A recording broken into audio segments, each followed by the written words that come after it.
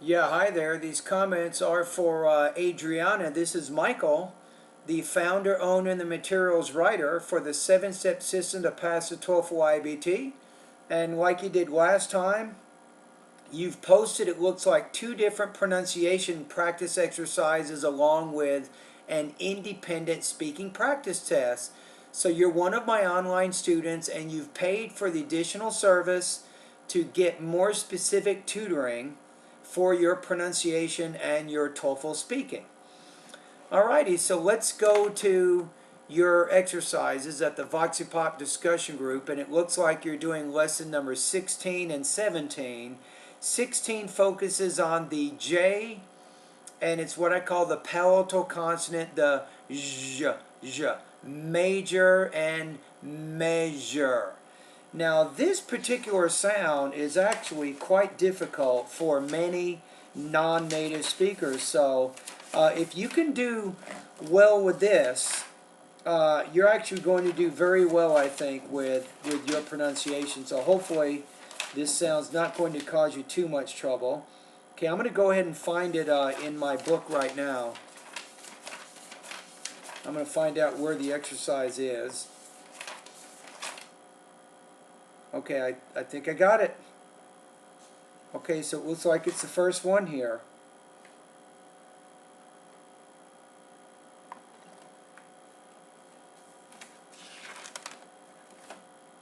So we have the J.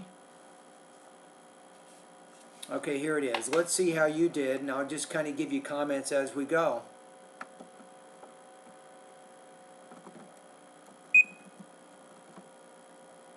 In 1761, John Adams began to think and write an act against British measures that he believed infringed on colonial liberties. Good stuff there. So colonial liberties, liberties. And the other word there is he began to think and write and act. So as far as I can tell, you're doing a pretty good job with these 2 sounds. Let's keep listening. The ingenuity of Polynesians. Now you're having trouble with that ingenuity, the ingenuity. So you're leaving out one of the syllables in that word again, the ingenuity. Aging, the ingenuity of Polynesians' aging population is that they can introduce outsiders to their culture through total immersion. So you want to put total immersion. So you're not pronouncing that T. The initial T in a lot of words, Adriana, you have to be careful of, because if you don't pronounce the T clearly, it sounds almost like a D. So you have ingenuity. That word was difficult for you, and also the word total. The unusual huge fish caught today does not fit the usual fish caught which has been recorded on the ledgers. Pretty good. That wasn't bad. Now let me go back to the previous sentence. Don't forget when you have the can. You have that's a modal, and if it's positive, don't put too much stress on it. For example, let me give you 2 sentences. Which one is negative? I can go to the store. I can't go to the store. I can write a letter. I can't write a letter. Do you hear the difference? So the difference there is stress. So if you go back to 2, you say is that they can introduce, so put more stress on the main verb, not as much stress on the modal. The beige-dressed man engaged in a fragile conversation with the Board of Regents. You're okay. You understand the difference between these 2 sounds. The R sound in that one is regents. The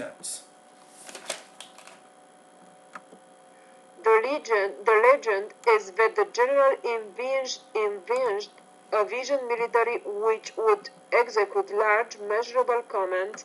Now this, you a lot of trouble in this one. So the general envisioned a visioned military which would execute. So stresses on the first syllable. Execute. When the country was on the verge of war. Okay, but not country, but country. Okay, let's read these again. So you are having a few problems here, but it's not necessarily the two consonant sounds, major versus measure, but go ahead and read with me now. Number one. In 1761, John Adams began to think and write and act against British measures that he believed infringed on colonial liberties. Number two, be careful here. Remember the word ingenuity. The ingenuity of the Polynesians' aging population is that they can introduce outsiders into their culture through total immersion. 3. The unusually huge fish caught today does not fit the usual fish caught which has been recorded onto the ledgers. 4. The beige man engaged in a fragile conversation with the Board of Regents.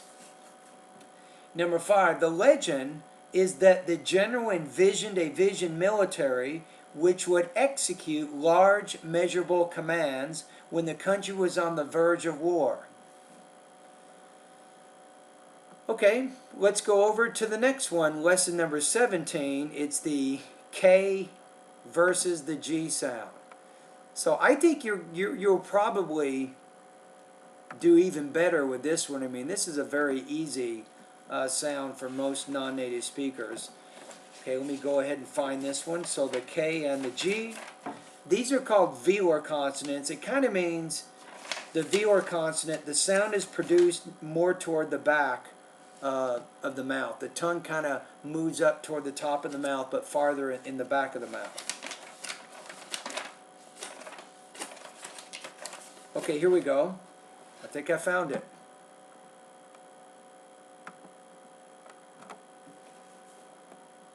Astronomer Michael A. Hurd will lead a team that's planning to find out what's inside Comet Temple 1 by smashing into it with a 771-pound copper hammer, the biggest they could loft into space. Okay, not exactly. The T sound is a little bit hard for you. Tame. To find out, smashing it. Temple 1. So again, the T is a little bit hard. But in terms of the K and the G sound, you're doing fine with this one. The king is going to get crazy when he finds out that the cone he has guarded is all gone. Okay, there I would say not gone, but gone. Gone. Also in the previous sentence, I forgot the word loft. So it's the o. Loft, gone, on. Counting all the gases in the universe during No, I'm going to make it longer. Gases. course of one's lifetime can take a number as high as Google. Yeah, did you know Google? You've heard of Google, the search engine, right? But Google is actually a number. A lot of people don't know that, but it's the number, I think, 1 with 100 zeros. That's called a Google. Well, that's a big number, isn't it? Okay, again, when you go to the can and the take, you would say, during the course of one's lifetime, can take a number as high as a Google. The engagement in regulating correct conformity is good, but can often lead to suggestive, creative, and negative aggression. Good tone. You have really good tone when you do items in a series, but the word aggression, you said more aggression. So the R sound, the T sound, sometimes the L sound, these are a little bit tough for you. Sometimes knowing between the o, father, or vote. This one, the word aggression, not aggression, but aggression. So I'm gathering that the R sound in your language is a little bit different than the R sound in English based on how you're completing these exercises. The consequences of aggressive crime gives criminals punishments mentioned in some magazines so severe that they may never work in normal society again. Not bad. Now the word criminals. All right, let's take a look at this one now. reading with me now. Remember, you're trying to read with me using the same pace, the same tone, and obviously trying to pronounce the sounds like I'm doing. Number one, astronomer Michael A. Hearn will lead a team that's planning to find out what's inside Comet Tempel 1 by smashing it with a 771-pound copper hammer, the biggest they could loft into space. Okay, let me keep going here. Number two, the king is going to get crazy when he finds out that the corn he has guarded is all gone. Number three, counting all the gases in the universe during the course of one's lifetime can take a number as high as a Google. Number four, to engage in regulating correct conformity is good, but can often lead to suggestive, creative, and negative aggression. Number five, the consequences of aggressive crime gives criminals punishments mentioned in some magazines so severe that they may never work again, or that they may never work in normal society again.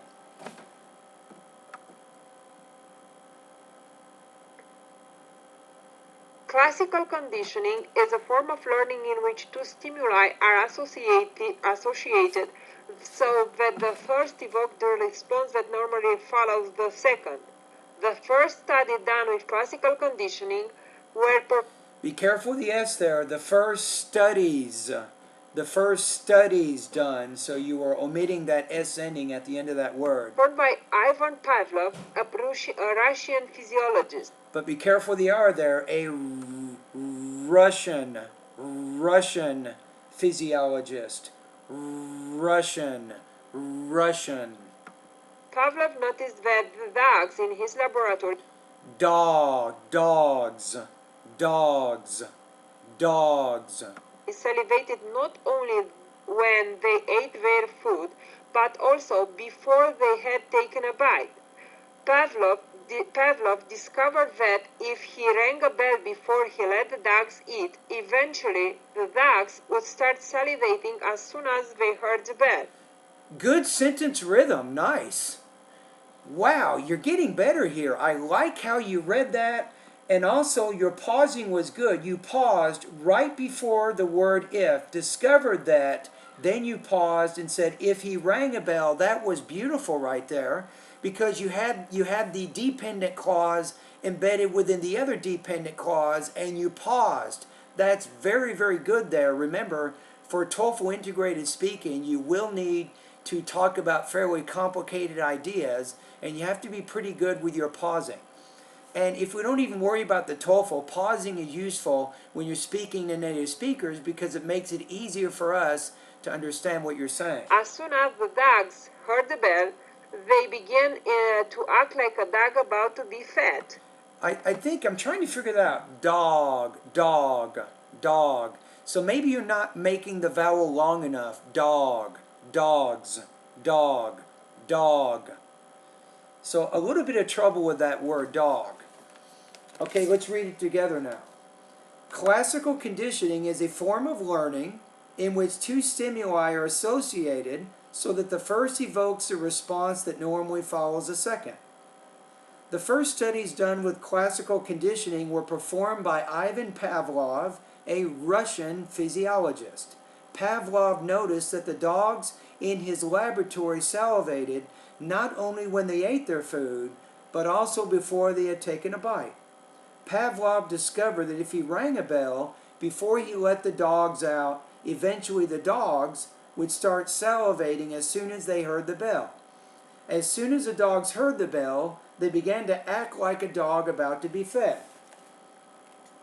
All right? Okay, let's move on. So far, we've gone over two different pronunciation exercises. You've been practicing at my website, focusing on the different pairs, the pairs of consonants, making sure that you understand how to produce those sounds. And finally, we get to the funnest part of this evaluation and tutoring session is I get to listen to you complete a practice test. So you're basically using whichever ones you want. That's fine. Now, obviously, if there's other students in my course watching this video, if you have not purchased this additional service, you cannot do this. You are bound by the specific independent and integrated tasks that I have at my site. Okay, let me get a pen over here and take some notes. So your question is, what are the characteristics of a good son or daughter? And then use specific reasons and examples to support your point of view. So what I'd like to do is do what I did last time. I'm going to play it one time without stopping at all. And then I'm going to play it again and try to break it up and comment on the different parts of the speech, beginning with the introduction, and then the first part of the body, and then the second part of your body, and then the conclusion, and we'll see how you did. All right? Okay, so let's get started here. Let's see how you did. Or if I remember correctly last time, you got 26. You got 26 out of 30. So you're doing a good job here, I got to tell you. When you take the TOEFL, as long as you stay calm and just stay organized and your mind doesn't go crazy and you forget everything, you should be able to do pretty well on the speaking section. I have a lot of confidence in you. The way you've been working right now, this is definitely going to do really well here.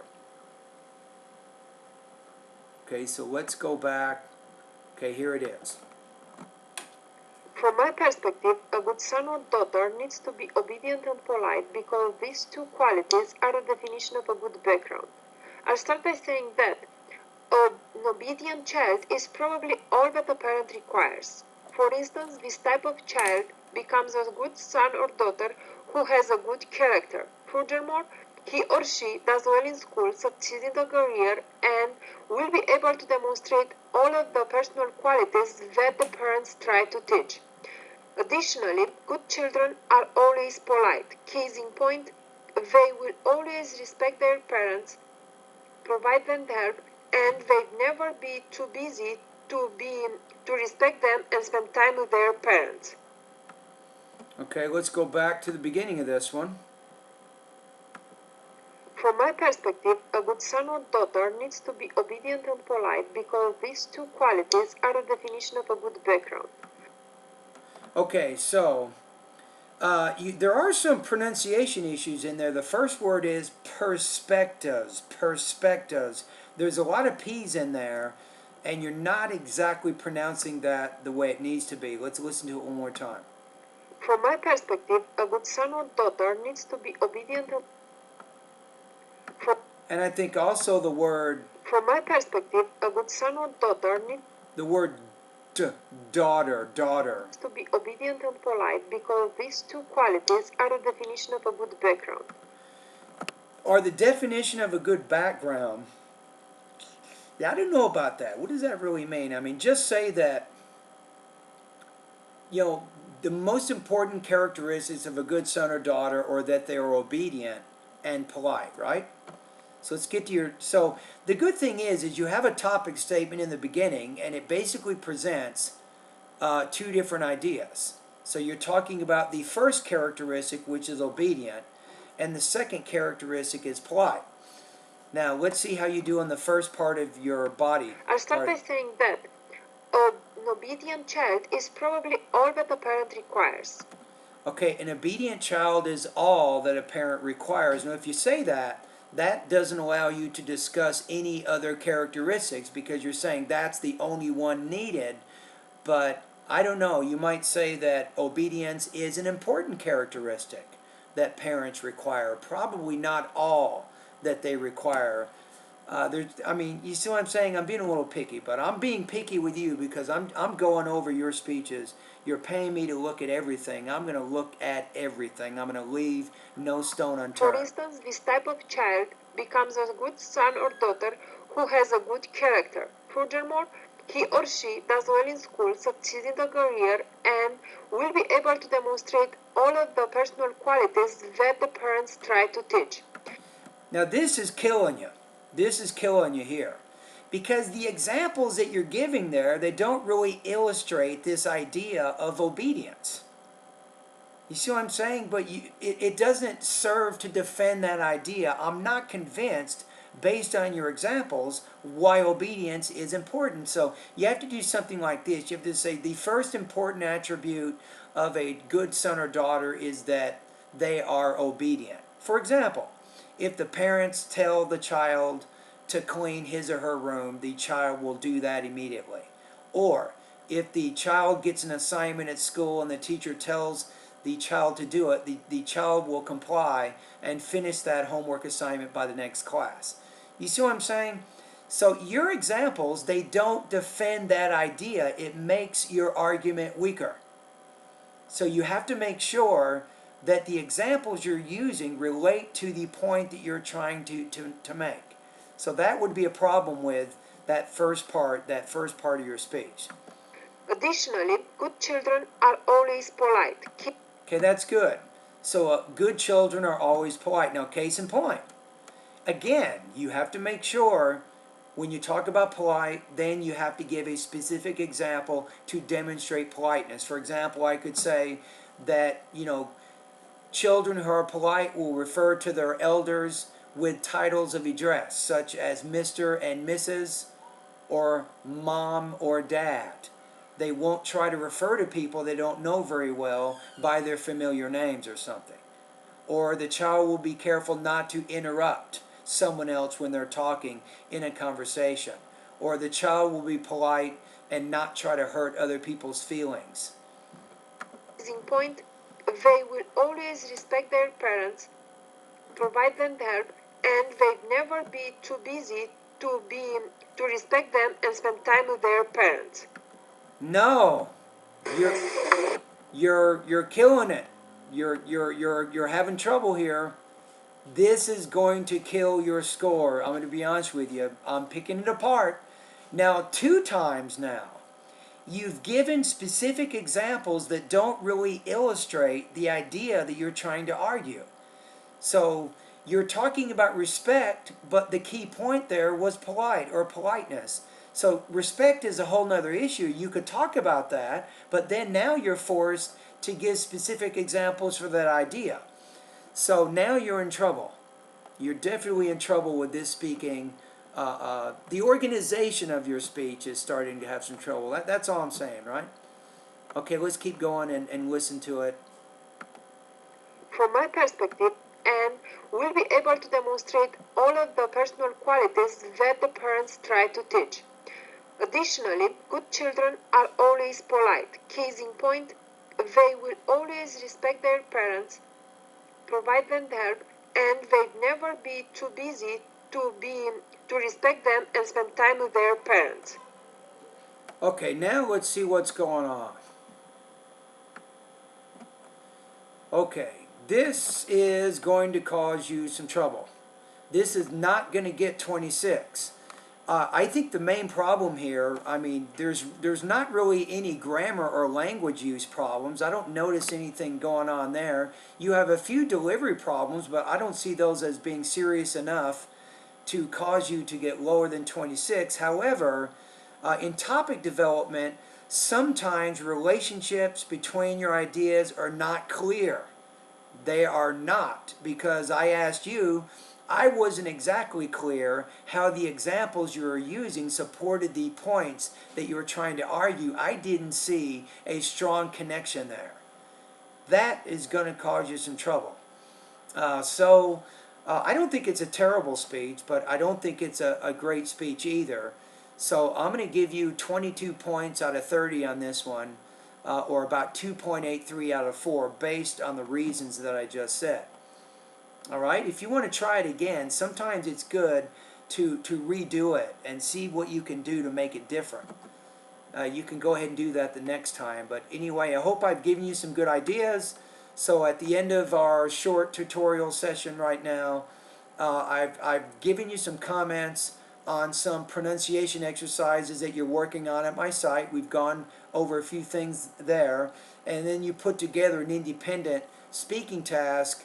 However, that didn't do so well. So what do we learn there? I think the main thing that you can learn here is make sure your details that you use support the generalizations that you're trying to argue in that speech. And that would help you have a better connection of ideas. It would give you more depth. It would make your argument stronger than what it is.